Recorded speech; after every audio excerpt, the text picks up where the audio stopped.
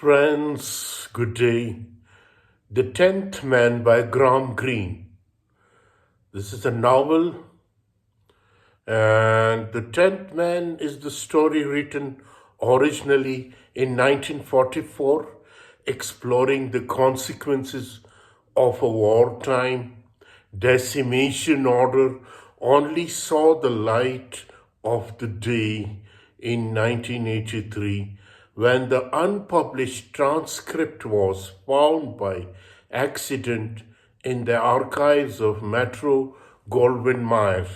Everyone seemed to have forgotten about his existence, including the author himself. Graham Greene, who was 79 years old at the time of the surprising discovery, he had written the book against the infernal backdrop of World War II and during a period of personal financial stress. Green only remembered writing a two-page outline or proposal in the late 30s along the lines of the 10th Man, but not the 30,000-word novel that lay neglected for 4 decades in a dusty archives. As the author explained in the introduction to the 1985 Penguin edition about the novel's two key characters, Chavil and Javir, I can only now suppose that those two characters had been working away far down in the dark cave of the unconscious while the world burned. The wealthy French lawyer Louis Chavil was one of the 32 prisoners of war held captive by the Germans in the occupied France. When a German officer informed the prisoner that they must choose from among themselves one from every 10 men in the group to be executed.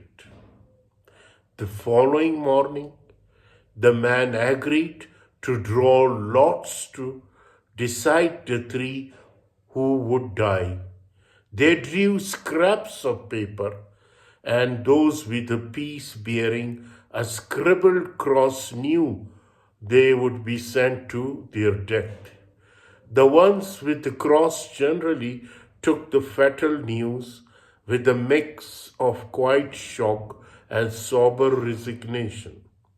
Chavil, however, became hysterical as he pleaded for his life. He promised to hand over the entirety of his significant fortune to any cellmate who was willing to take his place. Javir, a man of modest social standing and financial means, decided to take the lawyer up on his offer for the sheer satisfaction of dying a wealthy man and leaving his family with a legacy. Green is economical yet effective with his language and imagery in this book. The brief scene where the condemned man, the night before his execution, asked Chavil to describe to him the family estate that is now his and which he will never see nor enjoy is moving in its simplicity. As darkness falls over the cell, Chavil describes to Javir the walnut, plum, and apple trees, the study, drawing room, and living room. It dawned on Chavil that he had saved his life in his physical sense, but in fact lost everything. After liberation from German occupation and his release from captivity, Chavil became Charlotte and he realizes as he roams the streets of Paris in tattered clothing that nothing remains of his old life. He has only 300 francs to his name. No human connection is devoid of hope. The novel explores how, in a sense, Charlotte is a dead man walking. He makes his way to his old estate to find Javir's sister and mother living there, both thoroughly out of place in their grand new surroundings. Posing as Charlotte and as a former cellmate of both Javir and Chavil, he is hired to perform ads jobs in exchange for being allowed to live in the house. It is here that Charlotte discovered that his fatal decision while in captivity may have ended not only one life but two. Javir's sister Therese is filled with a visceral hate for Chavil and wants nothing more than to confront him in person. That hate killed her Catholic faith and keeps her from attending Mass.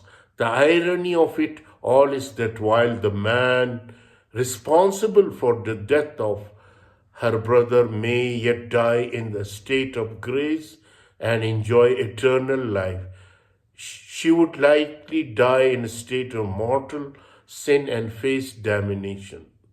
The weight of what happened that fateful night in prison is not lost on the former lawyer. Displacement is a central theme in Greene's novel. The story unfolds against the backdrop of soldiers and displaced persons wandering France destitute after occupation and country badly scared by war. In one particularly powerful scene, we read all over France, men were picking their way home from prison camps, from hiding places, from foreign parts. If one had possessed a God's view of France, one would have detected constant movement of tiny grains moving like dust across a floor shaped like a map. Though the 10th man is a much slimmer and simpler story than some of other literary work from Green that I have read, notably The Heart of the Matter and Brayton Rock. The hallmark element of his style and key themes are very much present. A protagonist facing a deep dilemma of conscience, a feeling of being out of place, and a crisis of Catholic faith. Thank you very much for the patient listening. I hope you will enjoy this video. Kindly don't forget to like and subscribe the same.